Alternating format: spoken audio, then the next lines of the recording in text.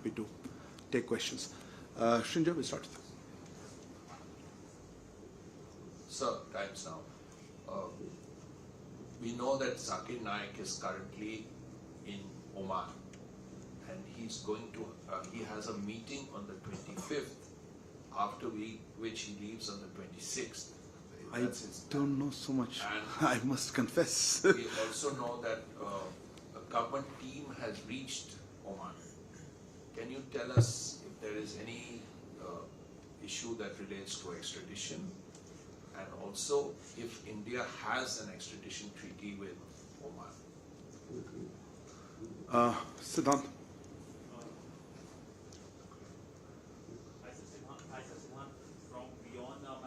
Microphone's not clean, no? Yeah, there you are. Okay, Siddhant, I think your microphone has a major. Why don't I come back to you? Yeah, your microphone there? Hello, yeah.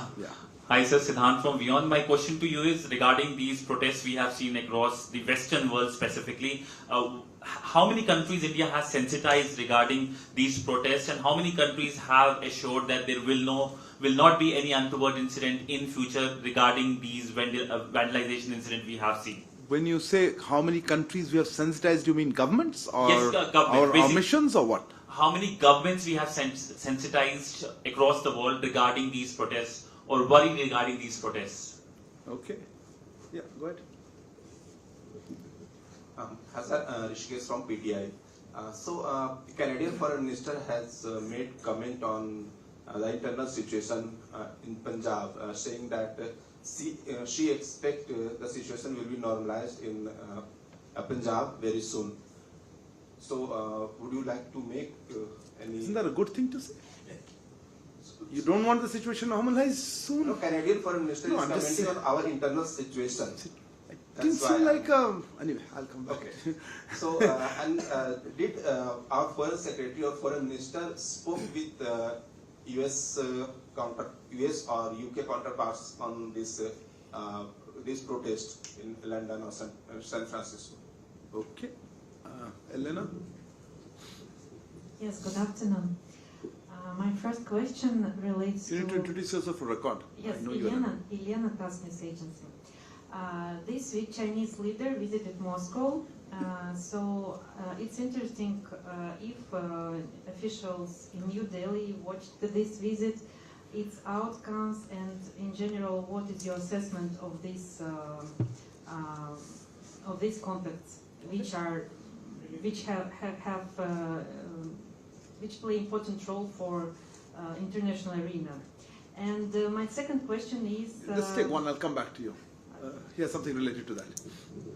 This is the meeting, Reza from Hindustan Times.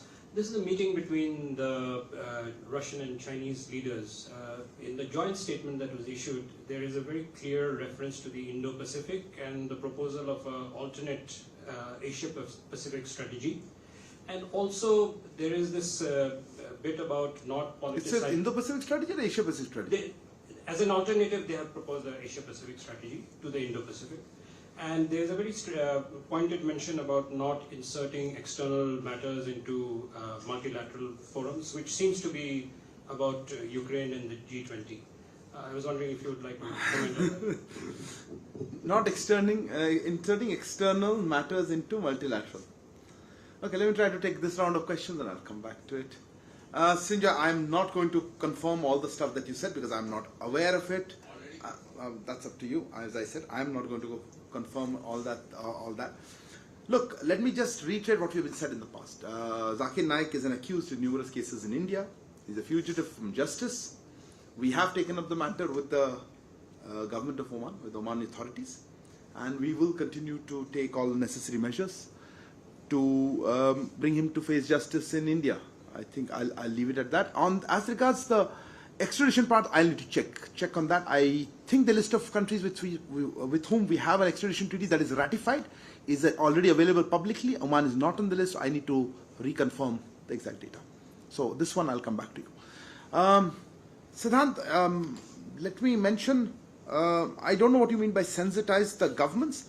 on the issues of security, whenever we feel there is an issue relating to the security of our missions abroad, high commissions and embassies, this issue is taken up.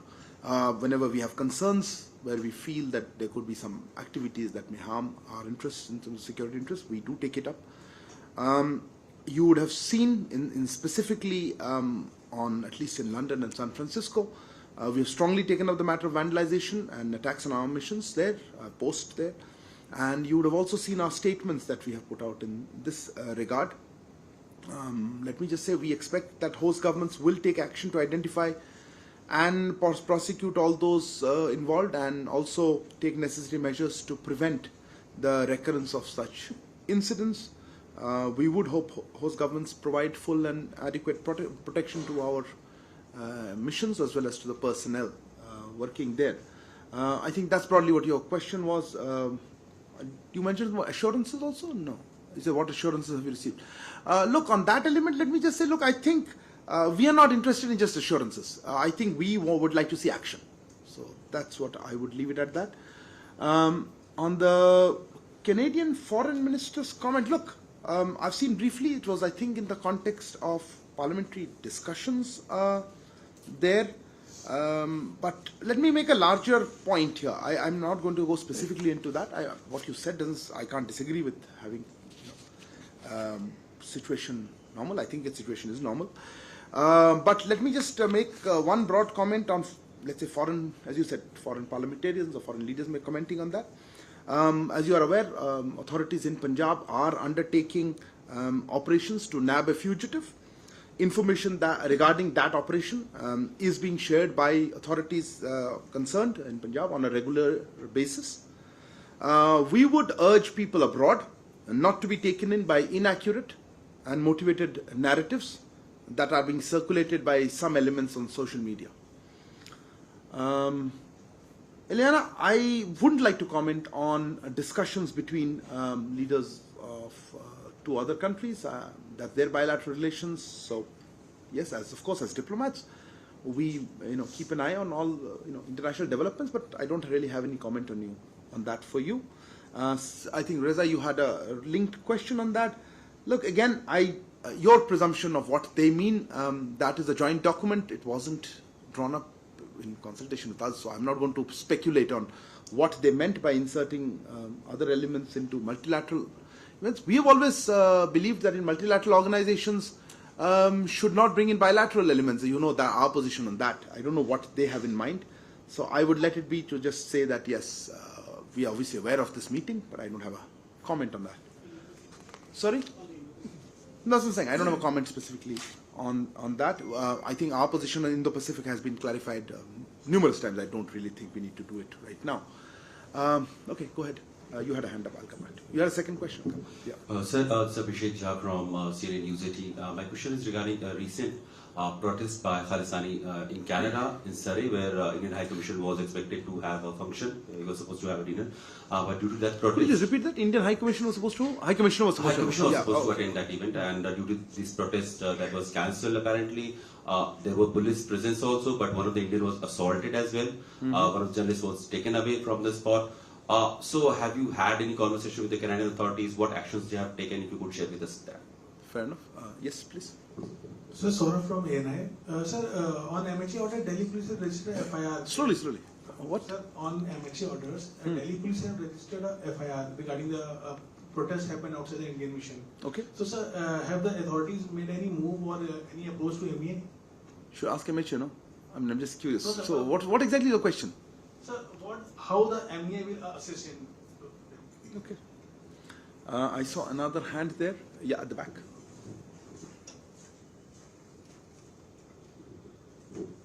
So I'm Sandeep Dixit with the Tribune. A number of students, about 1,000 students in Canada are facing deportation to India because they have submitted fake documents. The students seem to be victims of a fraud. How is the Indian government helping them? And what should be the first course of action when students find themselves in such a situation? Whom do they report to? Okay. And who else had a hand? Yep. And go ahead. Sir, Sridhar from the Asian Age.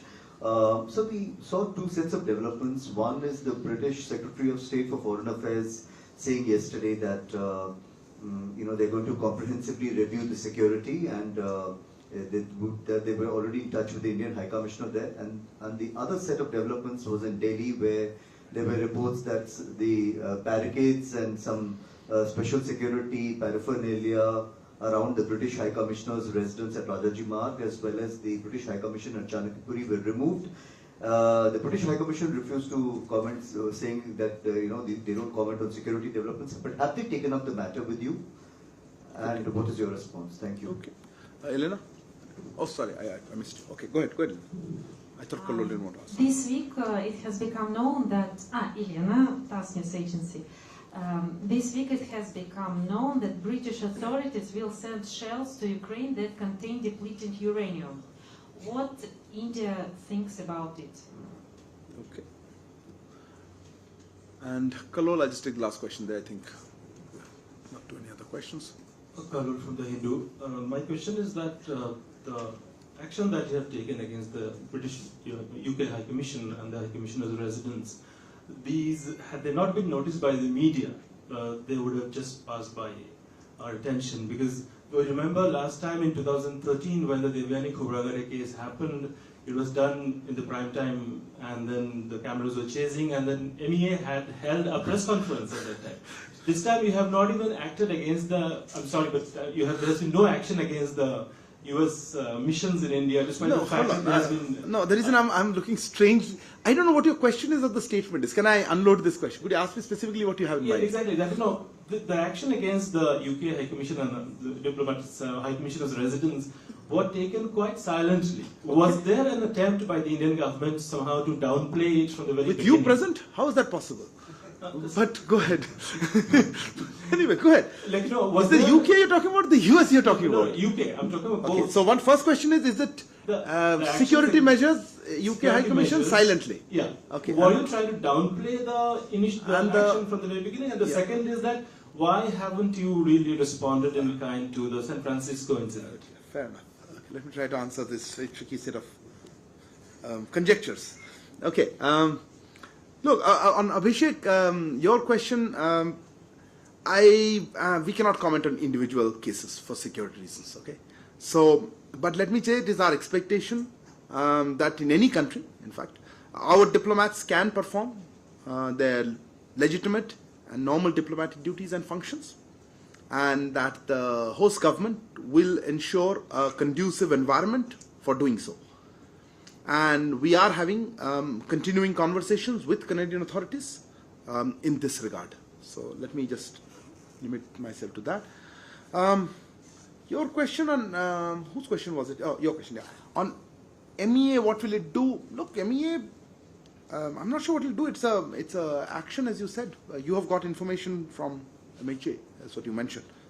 I'm not very sure. All I can say is, look, we have shared with the relevant agencies incident report on what happened outside our High Commission in London earlier this week, and now it is up to the law enforcement agencies or the relevant agencies to do what they feel they can do about it or need to do. So our role in that way is we have shared that report. If there's something further that they request or need our assistance, obviously that will be part of what we'll end up doing. But for the moment, that's all I have to share.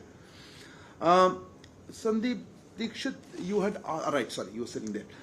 Students in Canada. Look, I am not sure of the numbers. That's a number that I am not aware of how many such cases are there in total.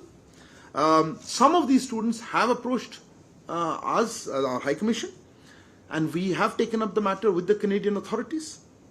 We are also taking action against unscrupulous agents that may be involved in this. And let me emphasize that we have always supported legal mobility. Your other question was a very broad question. What should students do if they get stuck? Look, it depends on the country. I presume you're talking about Canada, then it will have a certain rules. Most countries have a mechanism under which they have to reach out to local authorities. But we would also urge that they should contact the Indian High Commission or the Indian Consulate if they are in trouble or they feel that they've been duped or they need assistance of any kind. but they might have to do some local requirements depending on the country concerned. Sridhar, on your question, again, and linked to what I suppose Kallol is saying, let me make a broad comment on this. Look, I'm not going to be able to comment. You just actually yourself also said the British side did not make any comments. We will not, or we cannot comment on matters pertaining to the security of foreign missions in India. So I'm not going to get into individual discussions. I'm not going to get into linkages that you have put and etc. As I said, and I think you missed it, you came a little late, I did mention at the beginning of the first question was asked, we expect host governments to take action to identify, prosecute all involved and take necessary measures to prevent recurrence of incidents. We expect them to provide an environment in which the safety and security, that's their obligations under international conventions. And we emphasize that we want action rather than just assurances. So both on those questions I would put it there. Kallol, you had some additional comment on that. Look, again, vis-a-vis one country or the other, each security situation is assessed on its own merits, and I'm certainly not going to try to link one with the other. And I don't know, silently, you guys picked it up. There's nothing silent, and it's not by MEA. Please ask the relevant agencies. I'm not going to discuss security details. Eliana, on the issue of depleted uranium, I must confess that I've just seen reports, and I have no immediate comment for you at this point. I've just seen reports on something in the media. Is there no other questions? Slowly, I can't hear you.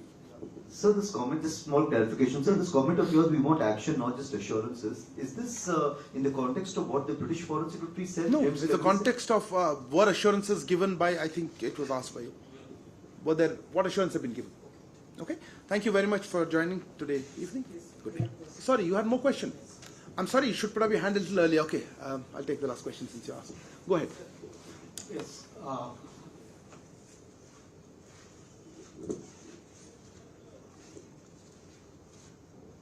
Yes, please go ahead. Chakraborty from China.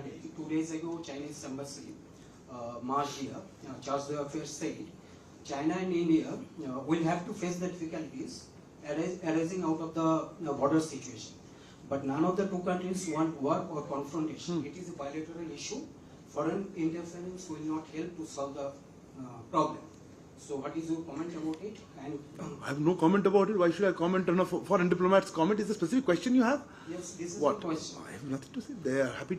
They are free to say what they want to say. Our position, if you want to know our position on the... Yes, that I'm happy to reiterate. I'm sure by now you know. Okay, we have always said that we need to take steps to have the situation on the border come back to a normalcy, and that there are diplomatic as well as military conversations going on.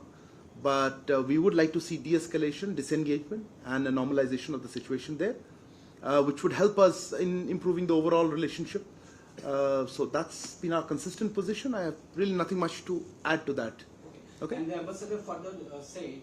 Look, this is not an interview, but anyway, please ask your question. I'm putting my questions.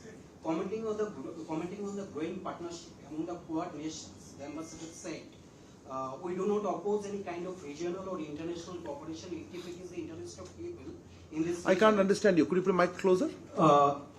We do not, commenting on the growing partnership among the Quad nations, the ambassador said, we do not oppose any kind of regional or international cooperation if it is the interest of people in this region, but we oppose those small circle composed for the purpose of geopolitical intentions for the containment of China. So what is your response? I have no idea what she's talking about.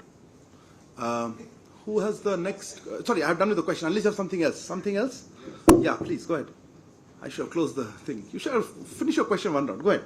Sir, in the wake of these attacks in San Francisco and London, and there have been attempts to desecrate temples in Australia, we are hearing that there is additional security that has been provided for Indian missions in Canberra, Sydney, and Perth and Melbourne. Could you tell us a little about it, please? Okay. You have more questions? What? Huh? Okay, different question. You forgot about it first round. Okay, go ahead. Sir, we have seen reports of Mehul Choksi being removed from the Interpol red list. If you can comment on that. And also, Sri Lanka has been bailed out now. She's got the bailout by the IMF. India was one of the first countries to support that. How do you see IMF giving a go-ahead? Okay, fair enough. Huh? More questions? Okay, go ahead. Suddenly people have woken up. Okay. Reza from Hindustan Times. Yeah, thanks, Reza. You mentioned an incident report about this incident in London. Yeah. Does that incident report identify some Indian nationals who were involved in the protest? Okay. Kalol, you have something further? In the context of this this police case that's been lodged against certain elements in London after the incident in London, do you think that certain people that you suspect who are involved in these activities in London, you would be demanding their extradition if it comes to that? Sorry, repeat the last part again. I'm saying if you really could, Police case are you talking about, or are you talking about something else? There's a police case in Delhi. In the context of that, would you prefer that, or would you request in future that these culprits should be handed over to India? Okay. Most of these questions, I'm frankly, Srinjoy, on your questions of additional security measures, to ask the Australian side, we have certainly been taking up the issue of vandalization as well as security requirements that our missions and posts may have. As I said, I'm not going to discuss the detailed security posture or what requirements we have. But yes, we have been talking to authorities not just in Australia but elsewhere. On the issue of Mehul Choksi, look, he used the word, red corner notice or something has been removed. Let me just take the larger point. Our focus is on getting economic fugitives to face justice, to come back here, face justice in India, and we will continue to make all efforts in this regard. Specific issue that you raised regarding red corner notice, otherwise, look, I would have to direct you to the concerned agency. I think they've issued a detailed press release. I really don't have anything to add to that.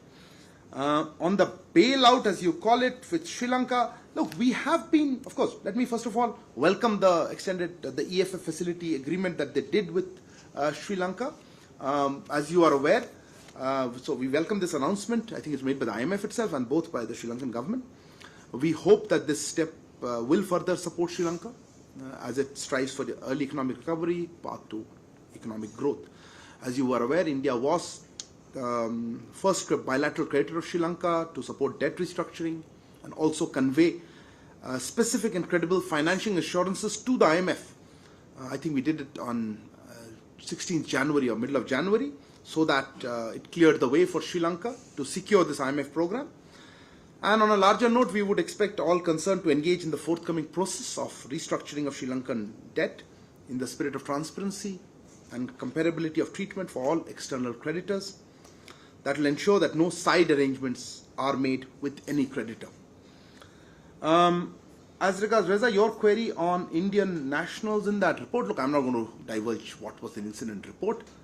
This is now a legal matter, in any case a security matter. Similarly, Kallol, on that, look, we are not the police authorities. What the police or the legal process might entail is something that's speculative at this point. I'm not going to comment on that. We have shared the incident report and let the concerned authorities now take that forward. If there is any update on that or anything that involves MEA, we will certainly tell you. On the China-Delhi query, look, as I mentioned, the second part that I answer your first part, our position on Quad, I again will not repeat. People have, I think External Affairs Minister has said it, Foreign Secretary has said it, how we view the Quad. How other people view the Quad is up to them. We have certainly, Prime Minister has been talking about being a force for good, force for global good, and what it aims to do and what it is not. How other people's comments, I'm not going to get into that. Thank you very much. Good evening.